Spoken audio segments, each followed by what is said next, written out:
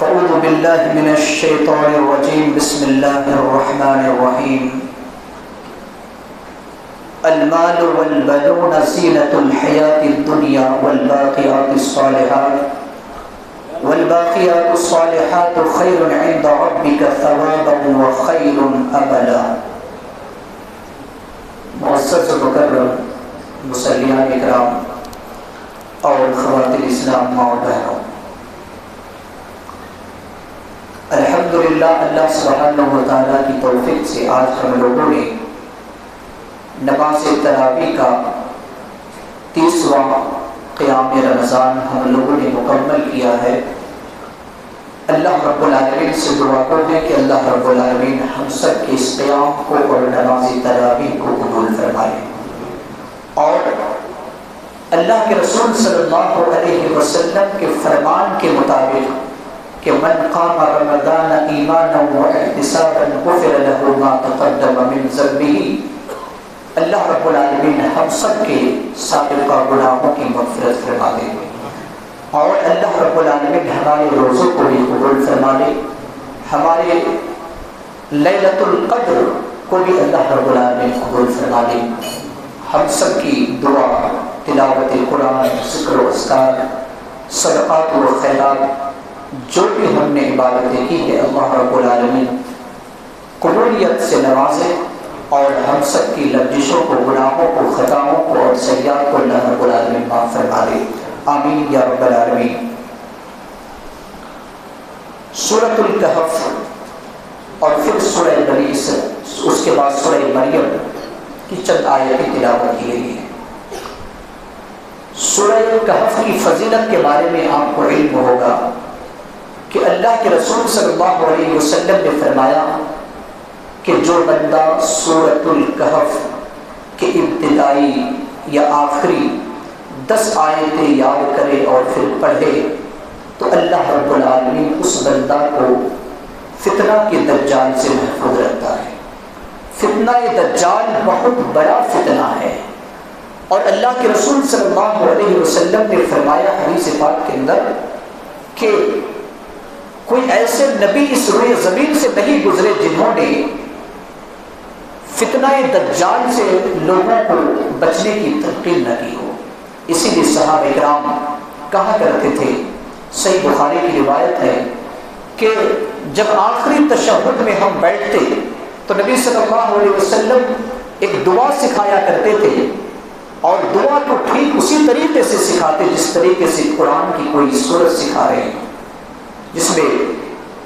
فتنہ دجال سے اللہ رب العالمین کی پناہ طلب کی گئی ہے۔ بہرحال تو اللہ کے رسول صلی اللہ علیہ وسلم کی حدیث کے مطابق اگر کوئی بندہ فتنہ دجال سے محفوظ رہنا چاہتا ہے تو سورہ کہف کی ابتدائی 10 آیتیں یا آخری کی 10 آیتیں زبانی یاد کریں، اور پھر اس کو روزانہ پڑھنے کو معمول بنا دیں۔ پہلی چیز۔ دوسری چیز کہ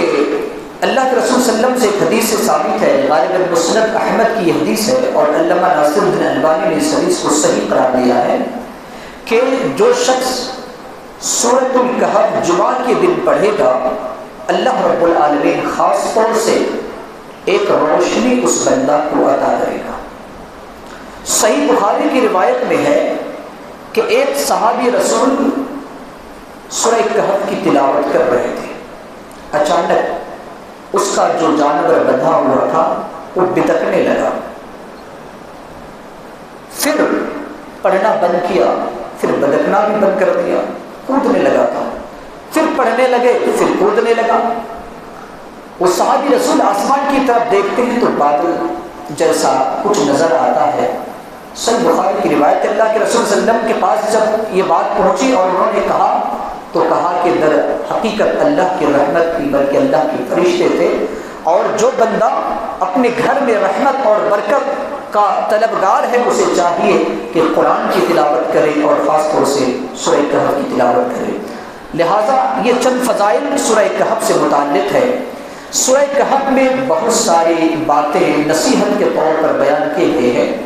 3 واقعات خاص طور سے بیان کیا گیا ہے۔ پہلا واقعہ اصحاب کہف کا دار والے کا قصہ، اور دوسرا واقعہ حضرت موسیٰ علیہ السلام اور اس کے ساتھی یوشع بن نون اور خضر کا، اور تیسرا اور آخری جو واقعہ اس میں بیان کیا گیا ہے وہ ہے ذوالقرنین کا۔ ذوالقرنین کا بھی واقعہ اللہ رب العالمین نے اس میں بیان کیا ہے۔ تو میں چاہتا ہوں کہ ان تمام واقعات کو بیان کروں تو پھر فجر کا وقت بھی کافی نہ ہو۔ میں آپ کے سامنے صرف ایک واقعہ بیان کرتا ہوں جو حضرت موسیٰ علیہ السلام، یوشع بن نون اور پھر اس کے جو ساتھی خضر تھے ان کا جو واقعہ ہے اللہ رب العالمین نے بیان کیا ہے۔ اس سورہ کے چند آیات میں اس کا پس منظر حدیث پاک کے اندر بیان کیا گیا کہ اللہ کے رسول صلی اللہ علیہ وسلم فرماتے ہیں، یہ بھی صحیح بخاری کی روایت ہے کہ ایک دن حضرت موسیٰ علیہ السلام خطبہ دینے کے لیے کھڑے ہوئے تو کسی نے پوچھ لیا کہ آپ بتائیں کہ کون بڑے عالم ہیں، جاننے والے کون ہیں؟ تو حضرت موسیٰ علیہ السلام نے کہا میں جاننے والا ہوں بڑا۔ اللہ کے رسول صلی اللہ علیہ وسلم فرماتے ہیں کہ اس لفظ انا کو اللہ کو کبھی پسند نہیں ہے، اور نبی صلی اللہ علیہ وسلم فرماتے ہیں کہ حضرت موسیٰ علیہ السلام کے اس لفظ سے اللہ ناراض ہوا، اور اللہ رب العالمین نے موسیٰ علیہ السلام کو حکم دیا کہ اے موسیٰ تم جاؤ ایک ایسی جگہ پر جو دو دریاؤں کا سنگم ہے، جہاں پر دو دریا آپس میں ملتے ہیں، وہاں پر ایک میرا بندہ ہے، تم اس سے علم حاصل کرنا۔ حضرت موسیٰ علیہ السلام اپنے ساتھی یوشع بن نون کو لے کر چلتے ہیں، اور ٹوکری یا زنبیل میں مچھلی بھی، جو مچھلی مر چکی تھی لیکن اس کی نشانی یہ تھی، اللہ نے بتا دیا تھا کہ جس جگہ پر وہ مچھلی نکل جائے گی زندہ ہو کر کے وہیں پر وہ بندہ تمہیں مل جائے گا، وہی تمہاری منزل ہوگی۔ بہرحال حضرت موسیٰ علیہ السلام چلتے رہے یوشع بن نون کے ساتھ، اور پھر ایک جگہ پر حضرت موسیٰ علیہ السلام آرام کرنے لگے۔ اتفاق سے مچھلی وہاں سے نکل کر کے سمندر کے راہ پر ایک راستہ نکالتے ہوئے وہ مچھلی چلی گئی، لیکن حضرت موسیٰ علیہ السلام تو سوئے ہوئے تھے، یوشع بن نون ابھی سوئے نہیں تھے، ان کو یہ سارا معاملہ معلوم تھا۔ پھر وہاں سے اٹھے اور اٹھ کر کے اپنی منزل اور سفر کو آگے بڑھائے۔ تفسیری روایت کے اندر آتا ہے کہ تقریباً ایک دن اور آگے چل گئے، حضرت موسیٰ علیہ السلام کو بڑی بھوک لگی تو اپنے ساتھی یوشع بن نون سے کہا کہ اے یوشع بن نون جو کھانے کا ہے وہ لا کر پیش کرو۔ اس وقت یوشع بن نون کو یاد آیا کہ یہ مچھلی جو ہم نے زنبیل میں جو اپنے تھیلے میں رکھی تھی، وہ مچھلی تو ایک دن پہلے ہی نکل کر کے ایک سرنگ نکال کر کے چلی گئی۔ حضرت موسیٰ علیہ السلام کو اس وقت یوشع بن نون نے کہا کہ اے موسیٰ ایسا ایسا مسئلہ ہوا، تو موسیٰ علیہ السلام نے کہا وہی تو ہماری منزل تھی، تم کیوں بھول گئے؟ کہا کہ میں نے بھولا نہیں، شیطان نے مجھے بھلا دیا ہے۔ اپنے قدموں کے نشانات کو دیکھتے ہوئے، قرآن کی آیت ہے، اپنے جو قدموں کے نشانات ہیں، نشانات کو دیکھتے ہوئے پیچھے چلنا شروع کیے۔ ایک دن پھر پیچھے چلے اور وہاں پر ایک شخص سے ملاقات ہوئی جس کا نام تفصیلی روایت کے اندر خضر ہے، اور اس کا بھی واقعہ بڑا مشہور ہے کہ خضر کا مطلب ہوتا ہے سبز رنگ، اور اس کی وجہ یہ تھی کہ کسی جگہ پر وہ بیٹھے جہاں پر کوئی گھاس وغیرہ نہیں تھی، لیکن بیٹھنے کی وجہ سے پورے زمین جو ہے سرسبز و شاداب ہو گئی، جس کی وجہ سے اس کا نام ہی خضر پڑ گیا۔ بہرحال تو خضر کے پاس جب وہ پہنچے حضرت موسیٰ علیہ السلام، تو کہا کہ اے موسیٰ علیہ السلام نے کہا خضر سے کہ میں آپ سے کچھ علم حاصل کرنا چاہتا ہوں، آپ کے نقش قدم پر کچھ چلنا چاہتا ہوں۔ تو اس نے موسیٰ علیہ السلام سے کہا کہ دیکھو میرے پاس جو علم ہے تمہارے پاس وہ علم نہیں ہے، لہٰذا تم صبر نہیں کر سکتے ہو۔ میرے پاس جو علم ہے اور علم کو سیکھنے کے لیے تمہارے پاس اتنا صبر نہیں ہے، کیونکہ نبیوں میں جو حضرت موسیٰ علیہ السلام تھے صبر کا مادہ ذرا کم تھا۔ حضرت موسیٰ علیہ السلام، آپ جانتے ہوں گے کہ حضرت ایوب علیہ السلام کے صبر کی مثال دی جاتی ہے کہ وہ بہت بڑے صابر تھے، لیکن موسیٰ علیہ السلام تھوڑا جلد باز تھے۔ یہی وجہ ہے کہ جب توریت کو لے کر کے آئے تھے اور لوگوں کو دیکھا کہ ان لوگوں نے ایک بچڑے کو معبود بنا دیا ہے، تو اس تختی کو، تورات ہی کو انہوں نے پھینک دیا زمین پر غصے میں آ کر، صبر انہوں نے نہیں کیا۔ بہرحال تو کہا کہ دیکھو تم صبر نہیں کر سکتے، کہا نہیں میں صبر کروں گا، آپ سے علم سیکھوں گا کیونکہ اللہ نے مجھے بھیجا ہے۔ بہرحال پھر وہ آگے اپنے راستہ کو چلتے ہیں اور کہا کہ دیکھو میں آپ کی نافرمانی نہیں کروں گا۔ تو خضر نے موسیٰ علیہ السلام سے کہا کہ دیکھو تم مجھ سے علم حاصل کرنا، لیکن جو میں کام کروں گا اس کے بارے میں سوال نہ کرنا، اس کے بارے میں فلا تسألنی عن شیء حتی احدث لک منہ ذکرا، جب تک کہ میں اس کے بارے میں تمہیں تفصیل نہ بتا دوں تم سوال نہ کرنا، صرف تم دیکھتے جانا دیکھتے جانا۔ اب یہ دونوں سفر کرنے شروع کر دیے۔ اب یہاں دونوں ہی کا لفظ ہے، فانطلقا، یعنی موسیٰ علیہ السلام اور خضر، یوشع بن نون کا واقعہ نہیں ہے۔ دونوں چلے یہاں تک کہ وہ دونوں ایک کشتی پر سوار ہوئے، تو خضر نے کشتی کے ایک تخت کو توڑ دیا۔ حضرت موسیٰ علیہ السلام نے فوراً سوال کیا کہ آپ نے اس وجہ سے تختی کو توڑا ہے تاکہ تختی کے جو رہنے والے ہیں، یعنی یہ جو کشتی کے جو سواری ہے، یہ کیا ہو جائیں؟ غرق ہو جائیں، ڈوب جائیں، اسی وجہ سے آپ نے کیا ہے، یہ کام آپ کا کرنا درست نہیں ہے۔ حضرت موسیٰ علیہ السلام نے جب یہ کہا تو خضر نے فوراً کہا الم اقل انک لن تستطیع معی صبرا، کیا میں نے تجھ سے نہیں کہا تھا کہ تو صبر نہیں کر سکتا ہے؟ موسیٰ علیہ السلام نے کہا کہ دیکھو اب میں آپ سے پھر دوبارہ سوال نہیں کروں گا۔ پھر وہ دونوں چلے، چلتے ہوئے راستے میں ایک بچہ کو دیکھا، لقیا غلاما فقتلہ، تو خضر نے اس بچہ کو پکڑ کر اسے قتل کر دیا۔ ایک معصوم بچہ کھیل رہا تھا، پکڑ کر قتل کر دیا۔ حضرت موسیٰ علیہ السلام نے کہا اقتلت نفسا زکیۃ بغیر نفس لقد جئت شیئا نکرا، کہ آپ نے پاکیزہ بچہ کو آپ نے قتل کر دیا ہے بغیر کسی قصاص کے، آپ نے تو بہت بڑا گناہ کا کام انجام دیا ہے۔ پھر حضرت موسیٰ علیہ السلام کی سوال کے جواب میں کہا اے موسیٰ کیا میں نے تجھ سے نہیں کہا تھا کہ مجھ سے سوال نہ کرنا؟ اس کے بعد کہا کہ ان سألتک عن شیء بعدها فلا تصاحبنی،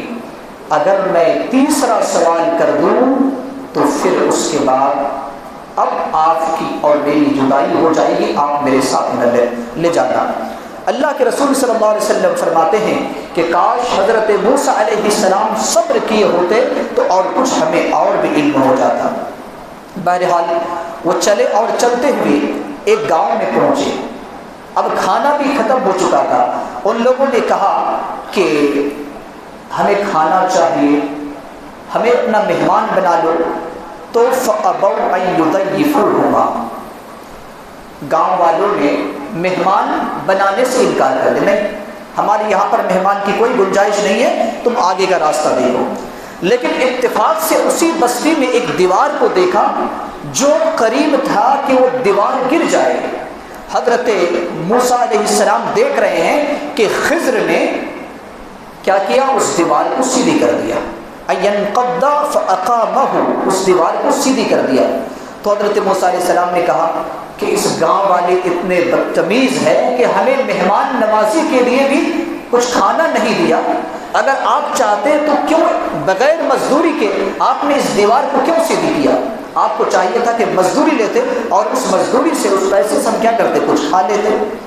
تب خضر نے کہا ھذا فراق بینی و بینک، یہ تیری اور میرے درمیان یہ جدائی ہے۔ سأنبئک بتأویل ما لم تستطع علیہ صبرا، تم نے جس بات پر صبر نہیں کیا تھا میں وہ تمہیں اس کا خلاصہ بیان کر رہا ہوں، اس کی تعبیر کیا ہے، اس کا مطلب اور اس کا مفہوم کیا ہے۔ کشتی کے بارے میں، جس کشتی کو میں نے اس کی ایک تختی کو توڑ دیا تھا، اس کی وجہ یہ ہے کہ یہ چند مسکین کی یہ کشتی تھی اور اسی پر ان کا گزر بسر ہوتا تھا، لیکن اس کے پیچھے ایک ظالم بادشاہ بھی ہے جو ہر صحیح سالم کشتی کو وہ غصب کر لیتا ہے، چھین لیتا ہے۔ تو میں نے چاہا کہ اس کشتی کو عیب دار بنا دوں، اور اگر عیب دار بنا دیا تو پھر وہ ظالم بادشاہ اس کشتی کو لینے والا نہیں ہے۔ جہاں تک بچے کا تعلق ہے تو اس بچے کے بارے میں یہ ہے کہ ان کے والدین جو ہے مومن ہیں،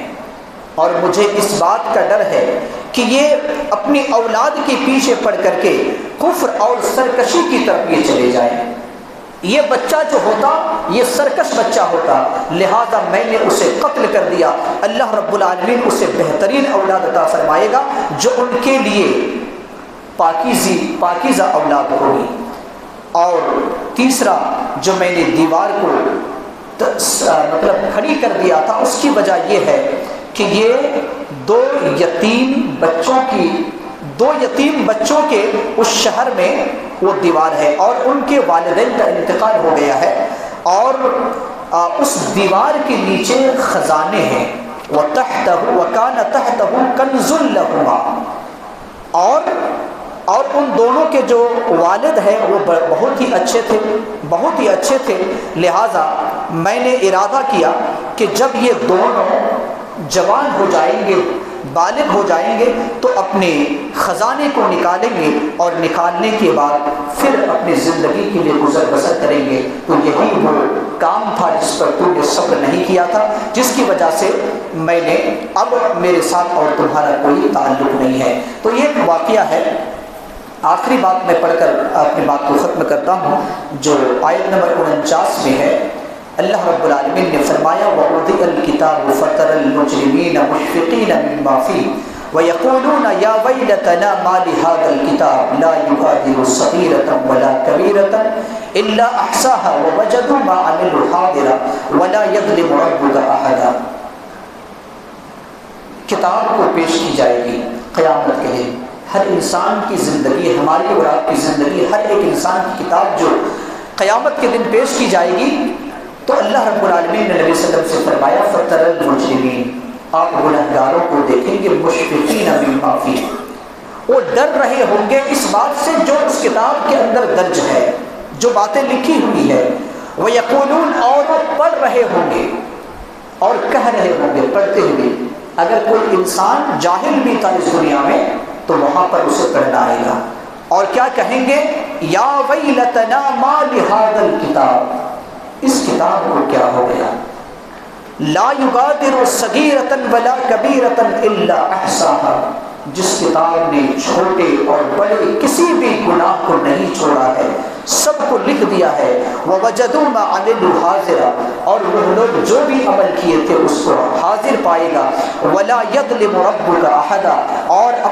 آپ اپنے رب کو کسی پر ظلم کرتے ہوئے نہیں پائے گا، یعنی آپ کا رب کسی پر ظلم کرنے والا نہیں ہے۔ اللہ رب العالمین نے اس آیت مبارکہ میں ہماری اور آپ کی زندگی کی جو کتاب تیار ہو رہی ہے اس کے بارے میں واضح لفظوں میں فرما دیا ہے،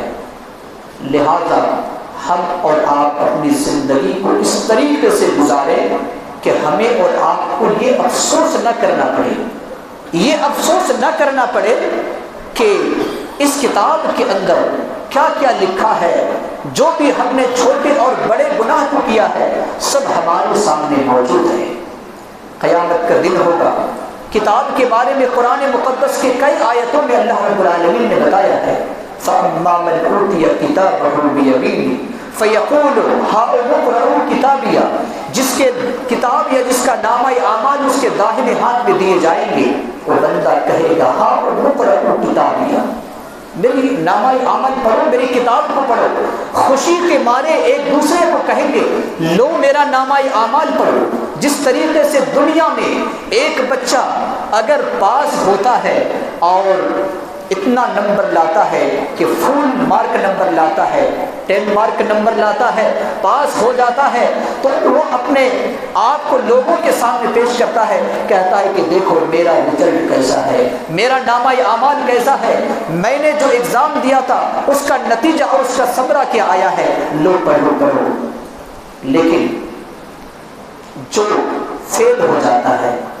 کئی بچے ایسے ہوتے ہیں جو خودکشی کر لیتے ہیں، کتنے بچے ایسے ہوتے ہیں جو اپنے رزلٹ کو لوگوں تک دکھاتے نہیں۔ کیوں نہیں دکھاتے؟ اس وجہ سے کہ اس کے لیے رسوائی ہے، ذلت ہے۔ ذرا بتائیے مسلمانوں، حضرت آدم علیہ السلام سے لے کر قیامت کی صبح تک جب سارے لوگ اکٹھے ہوں گے اور اس وقت ہمارے اور آپ کے نامہ اعمال دیے جائیں گے، یا تو ہمارے نامہ اعمال ہمارے داہنے ہاتھ میں ہوں گے، اگر داہنے ہاتھ میں ہوں گے تو ہم اور آپ مارے خوشی کے کہیں گے لو پڑھو اے عبداللہ، اے عبد الرحمن، دیکھو میرا نامہ اعمال میرے داہنے ہاتھ میں ہے، ذرا پڑھ لو۔ لیکن وہ اما من اوتی کتابہ بشمالہ، جس کا نامہ اعمال اس کے بائیں ہاتھ میں دیا جائے گا، وہ بندہ کیا کہے گا؟ یا لیتہا کانت القاضیہ، اس سے پہلے یہ بھی کہے گا کہ کاش کہ یہ نامہ اعمال مجھے دیا نہ جاتا، کاش کہ میں مر گیا ہوتا اور موت ہی آخری فیصلہ ہوتا، اس کے بعد کچھ نہیں ہوتا تو یہ ہمارے لیے بہتر ہوتا۔ مسلمانوں، ہماری اور آپ کی ذمہ داری ہے کہ جس طریقے سے ہم نے رمضان المبارک کے مہینے میں اللہ رب العالمین کو راضی کرنے کے لیے عمل کیا ہے، ہم ایسے عمل کریں کہ قیامت کے دن جب نامہ اعمال کی تقسیم ہو، جب رزلٹ دیا جائے، اس وقت ہمیں اور آپ کو افسوس نہ کرنا پڑے۔ دنیا میں ایک بچہ فیل ہو جاتا ہے تو اسے آئندہ سال پھر موقع فراہم کیا جاتا ہے، آئندہ سال اسے موقع مل جاتا ہے، ایک سال اس کے لیے برباد ہوتا ہے لیکن آئندہ سال اس کے لیے پھر موقع ملتا ہے، محنت کر کے وہ کامیاب ہو جائے گا۔ لیکن زندگی ایک ہی مرتبہ ہمیں اور آپ کو ملی ہے، اور اسی زندگی میں ہمیں اور آپ کو ایسا عمل کر لینا ہے، کیونکہ وہاں پر تو لوگ افسوس کریں گے، کہیں گے کہ اے اللہ ہمیں ایک موقع دیا جائے، اگر یہ موقع ہمیں مل جائے تو پھر ہم ایسا عمل کریں گے جو تیرے کہنے کے مطابق ہو۔ مسلمانوں، ہمیں اور آپ کو افسوس نہ کرنا پڑے، ہم اور آپ ایسا عمل کر لیں۔ تمام بزرگوں سے، تمام نوجوانوں سے، تمام بچوں سے، تمام مرد اور خواتین سے میں یہی گزارش کروں گا کہ اللہ رب العالمین کو راضی ہم نے اور آپ نے جس طریقے سے رمضان المبارک کے مہینے میں کیا ہے، ہم اور آپ اپنی زندگی کے ہر لمحہ میں اور بچے ہوئے ہماری زندگی کے سالوں میں ہم ایسا ہی عمل کریں۔ اللہ رب العالمین سے دعا گو ہے کہ اللہ رب العالمین ہم سب کو کہنے اور سننے سے زیادہ عمل کرنے والا بنائے۔ اللہ رب العالمین سے دعا گو ہے کہ اے اللہ جس طریقے سے ہم نے تجھے راضی کرنے کے لیے چھوٹی بڑی جو بھی عبادتیں کی ہے، اے اللہ ہمارے بچے ہوئے ایام میں اسی طریقے سے تو عبادت کرنے کی توفیق عطا فرما، اور ہماری عبادت کو اے اللہ کو قبول اور منظور فرما، آخرت میں ذریعہ نجات بنا۔ جس طریقے سے ہم نے رمضان المبارک کے مہینے میں ہم نے ہر گناہ کو انجام دینے سے باز رہا، دور رہا، اے اللہ ہمارے بچے ہوئے ایام میں بھی ہم اسی طریقے سے بچ کر کوئی برا عمل نہ کرے یا کوئی ایسا عمل نہ کرے جس سے تو ناراض ہو جائے۔ اے اللہ تو اس کی توفیق عطا فرما، اور ہم نے جو بھی گناہ کی ہے اے اللہ رب العالمین ہمارے گناہوں کو تو معاف فرما دے، ہمارے سیئات کو اے اللہ تو درگزر فرما دے۔ آمین وآخر دعوانا ان الحمد للہ رب العالمین۔